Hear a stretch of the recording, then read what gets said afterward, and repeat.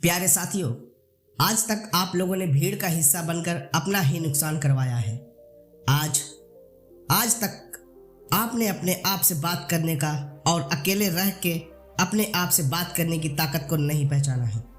अगर आप वास्तविकता में स्वयं से बात करना नहीं जानते और उसकी चमत्कारी शक्ति को नहीं जानते तो मैं आज आपको बताऊंगा कि आप लोग कैसे किसी के अस्तित्व रहने की बजाय स्वयं अकेले रह कर सकते हैं जो आप आज तक नहीं कर पाए हैं।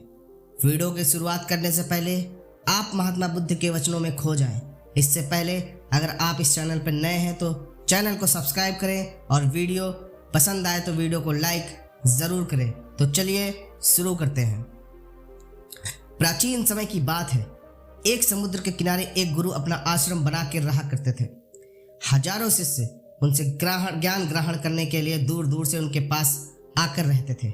गुरु का ज्ञान देने का तरीका भी बड़ा अनूठा था। शुरुआत में वह अपने शिष्यों को उपदेश के माध्यम से ज्ञान दे के उसके पास वह अपने शिष्य को उस ज्ञान का अनुसरण करने के लिए कहते थे, उस ज्ञान के अपने व्यवहारिक जीवन में उतारने को कहते थे। एक बार उस आश्रम में एक सम्राट अपने बेटे को लेके पहुंचा। उस सम्राट ने उस गुरु से प्रार्थना की कि आप मेरे बेटे को अपने आश्रम में रहने दें और अपने तरीके से उसे ज्ञान दें। उसे ही इस आश्रम में बिल्कुल भी ऐसा नहीं लगना चाहिए कि वह किसी सम्राट का बेटा है। उसे बिल्कुल साधारण शिशु की तरह ज्ञान देने की कृपा करें। गुरु ने मुस्कुराते हुए कहा कि सम्राट, ज्ञान इसी तरीके से लिया जा सकता है। अगर तू अपने आप को दूसरों से बड़ा समझोगे तो तुम ज्ञान ग्रहण नहीं कर पाओगे। अगर तुम्हें ज्ञान ग्रहण करना है तो तुम्हें दूसरों की तरह अपने आप को साधारण समझना ही होगा। यही ज्ञान ग्रहण करने की सबसे पहली सीढ़ी होती है।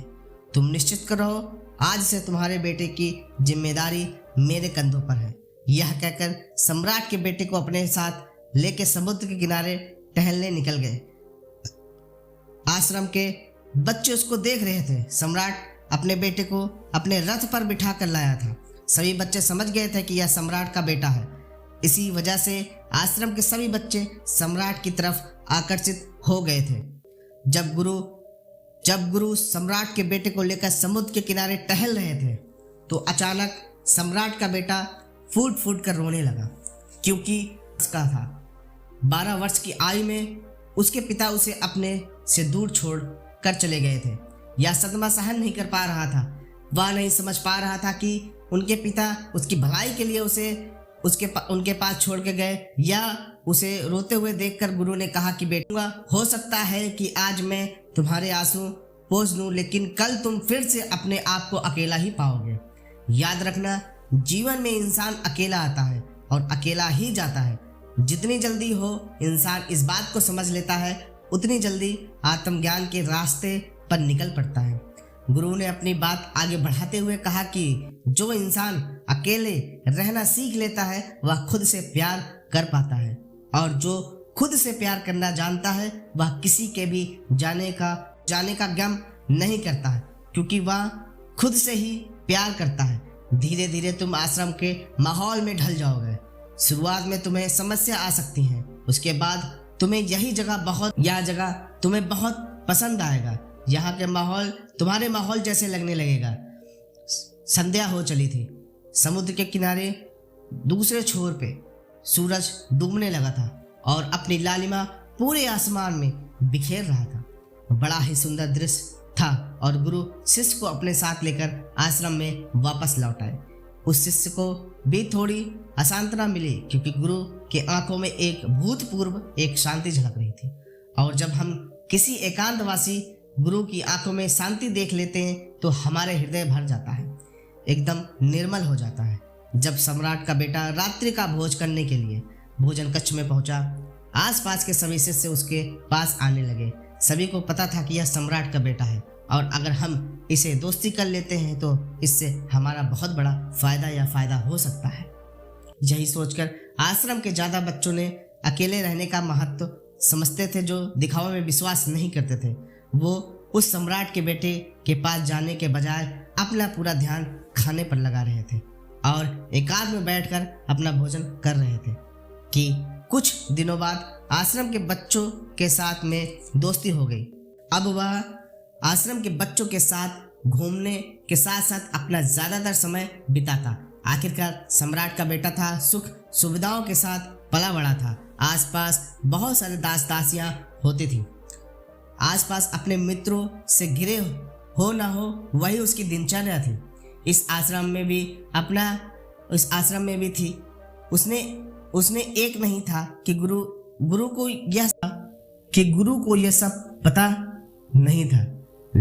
ये सब गुरु को पता नहीं था, लेकिन गुरु अलग तरीके से ज्ञान देना चाहते थे।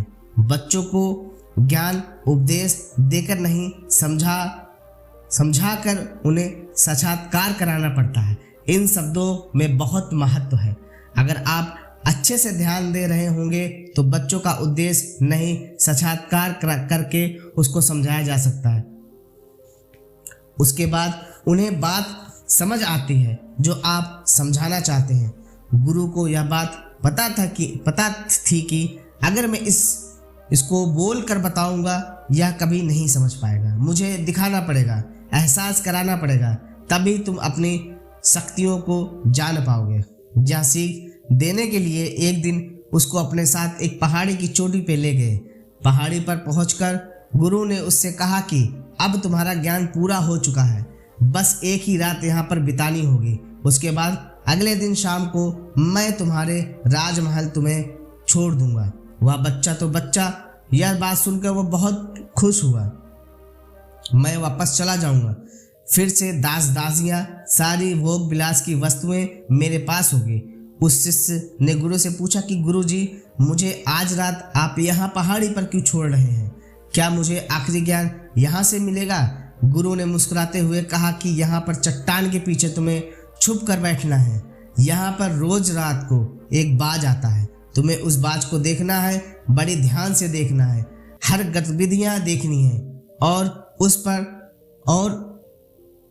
बाज को देखने के बाद अगले दिन अगर तुम उस बाज की खूबियाँ मुझे बता पाए तो मैं तुम्हें तुम्हारे राजमहल वापस भिजवा दूंगा। और हाँ, सुबह आने से पहले एक बात और ध्यान देना, एक चरवाहा यहाँ पर अपनी भेड़ों को चराने के लिए आता है। तुम्हें उन भेड़ों की गतिविधियों को भी नज़र रखनी है। याद रखना, बाज की गतिविधि रात को और भेड़ों की गतिविधि सुबह। अगर तुम दोनों की गतिविधियाँ ध्यान से देख कर मुझे बता पाए तो तुम इस आश्रम से हमेशा के लिए आज़ाद हो जाओगे और तुम्हारा ज्ञान पूरा हो जाएगा, हमेशा के लिए पूरा हो जाएगा और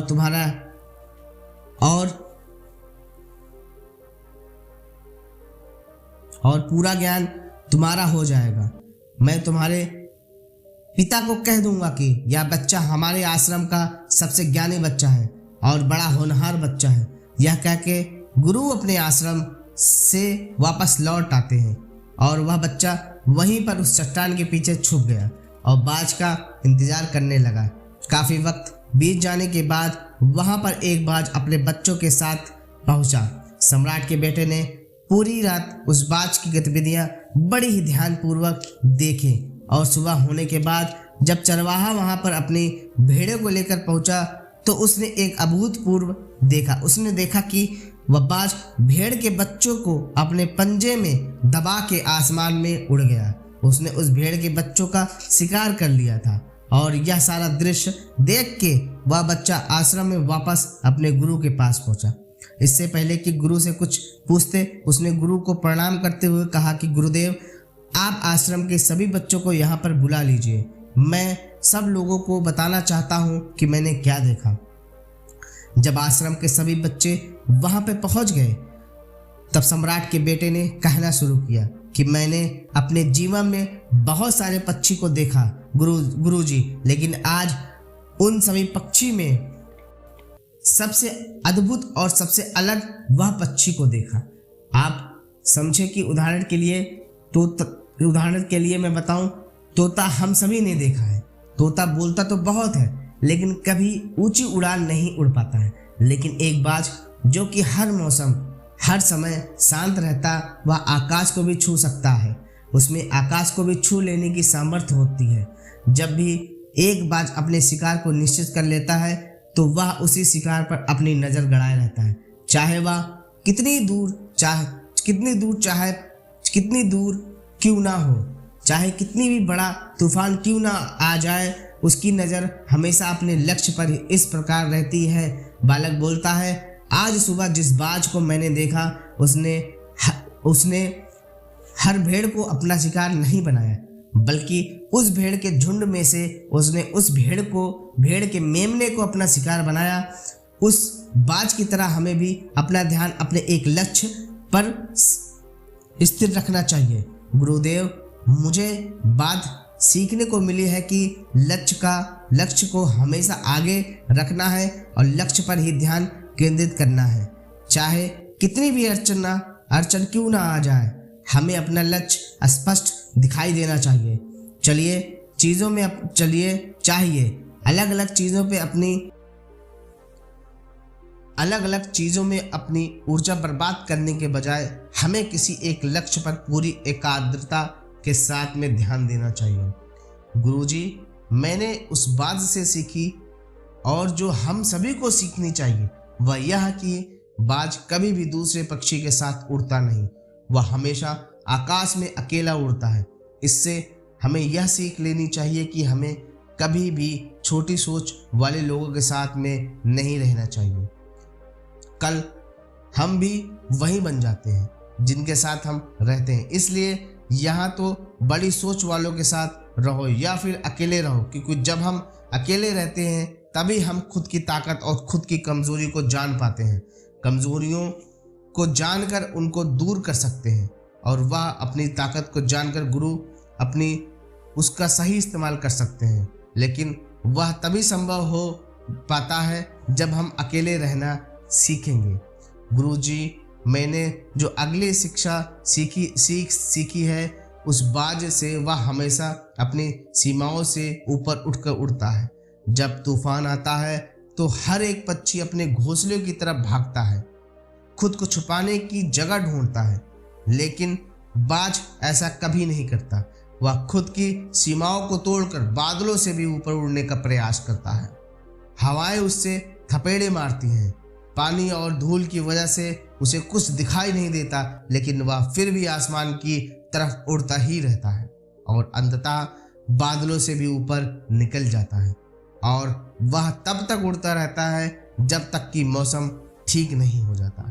अपनी सीमाओं को सिर्फ इसलिए तोड़ पाता है क्योंकि वह समस्या के आने पर उससे घबराता नहीं है, उससे डर कर बचने का प्रयास नहीं करता, बल्कि एक सकारात्मक नजरिए के साथ उसका सामना करता है। जीवन में चाहे कितनी भी अड़चन क्यों ना आ जाए, हमें अड़चनों से उनसे डर नहीं छुप कर बैठना चाहिए। बहादुर तो वह लोग होते हैं जो तूफानों से टकराते हैं और वह नहीं जो अपने घर में अपने घोंसले में अपनी जगह ढूंढ कर बैठ जाते हैं। गुरुजी, मैंने जो अगली बार बाज से सीखी है, जो सीखनी चाहिए बातें, कभी भी अपने घोंसलों में घास के कोमल तिनके नहीं रखना चाहिए। जो तिनके कोमल हो जाते हैं उन्हें वह निकाल कर फेंक देती हैं। उसी तरह से चाहे कितनी भी आराम दर्द जिंदगी आपको मिली हो, लेकिन उस आराम से ऊपर उठकर हमें अपने लक्ष्य को, अपने आलस्य को तोड़कर जीवन में मेहनत करते रहना चाहिए। जीवन में पसीना बहाना चाहिए और शारीरिक मेहनत करनी चाहिए। अपने घोंसले में कोमल तिनके उठा कर फेंक दो और आज ही अपना आलस्य को दूर करके निकल पड़ो। हर दिन अपने आप को चुनौतियां दो और हर दिन मुश्किलों से लड़ो, क्योंकि वह मुश्किलें तुम्हें मजबूत ही बनाएगी।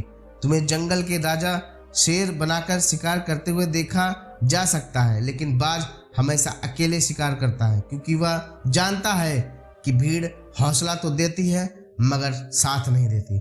आदमी को हमेशा अकेले ही आगे बढ़ना होता है। यही कारण होता है कि वह जल, थल और नौ सभी जगहों पर अपनी शिकार का परचम लहराता है। बाज की उम्र लगभग 70 साल हो चुकी होती है, लेकिन 40 साल में उसका शरीर बूढ़ा हो, नाखून पैरों में गड़ने लगते हैं, पंख उसके शरीर में चिपक जाते हैं, उसकी सोच उसकी चोंच मुड़ जाती है और उसका शरीर भारी हो जाता है। ऐसी स्थिति में शिकार करना तो क्या, उड़ने की भी हालत नहीं होती है। लेकिन ऐसे में उसके पास सिर्फ दो विकल्प होते हैं। पहला, या तो वह खुद की इस समस्या, इस अवस्था को स्वीकार कर ले और भूखा प्यासा मर जाए, या किसी दूसरे जानवर का शिकार बन जाए। और दूसरा विकल्प होता है कि वह 6 महीने एक ही दर्दनाक प्रक्रिया से गुजरे और खुद को फिर से पहले जैसा मजबूत बना ले। लेकिन बाज तो बाज है, वह हमेशा दूसरा विकल्प चुनता है। इसके लिए वह खुद को एक बहुत ऊंचे पहाड़ पर ले जाता है। वहां पर पहले अपनी चोंच से अपने सारे पंख खींच के उखाड़ देता है और फिर चट्टान पर पैर मार मार के अपने पंजे तोड़ देता है। उसके बाद वह उसी चट्टान पे अपनी चोंच को पटक पटक करके तोड़ देता है और इस लौलुहान अवस्था में खुद को दूसरे जानवरों से छुपाता फिरता है। अगले 6 महीने तक वह इसी दर्दनाक प्रक्रिया से गुजरता है और इंतजार करता है नए पंजे, नए पंखों का और नए चोंच का। तब फिर वह अपनी जिंदगी की शुरुआत करता है। एक जीवन काल और निकल पड़ता है अपने शिकार पर 30 सालों तक फिर से राज करने के लिए। इसीलिए समय आने पर हमें भी अपनी पुरानी आदतें को छोड़ देना चाहिए और एक नया कुछ सीखना चाहिए। इस समय के साथ साथ बदलना पड़ता है और अपने आप को तैयार करना पड़ता है, वरना हमारा भी स्वीकार हो सकता है, हमारा भी शिकार हो सकता है, हम भी पीछे रह सकते हैं। इसके बाद सम्राट के बेटे ने भीड़ की विशेषता बताते हुए कहा कि भेड़ हमेशा झुंड में चलती है गुरुदेव, और इसमें एक साथ चलने से हिम्मत तो मिलती है, लेकिन उस पर शिकार होता है, वैसे ही वह भी तितर बितर हो जाती है। उसी तरह से भेड़ में भी वह भेड़ अपने साथी की मदद करने के लिए वापस नहीं लौटते। इससे हमें यह सीख मिलती है कि हमारे साथ कितने भी लोग खड़े हों, किसी पर भी यकीन नहीं करना चाहिए। यकीन करना चाहिए दूर खुद पर करना चाहिए, क्योंकि अगर यकीन करना चाहते हो तो खुद पर करना पड़ेगा, क्योंकि बुरा समय आने पर वह भीड़ तितर बितर हो जाएगी। आपको पता ही नहीं चलेगा कि कौन गया है। गुरु को प्रणाम करते हुए सम्राट के बेटे ने अपने गुरु से कहा कि गुरुदेव, अगर मुझसे कोई सीख रह गई हो तो आप कृपया करके आप बताने की कृपा करें। गुरु ने सभी बच्चों को संबोधित करते हुए कहा कि यह सभी बातें जो अभी इस बच्चे ने बताई सब सही है, लेकिन यह सारी खूबियाँ आप लोगों में भी तभी पैदा हो पाएंगी जब आप अकेले रहने का अभ्यास करेंगे।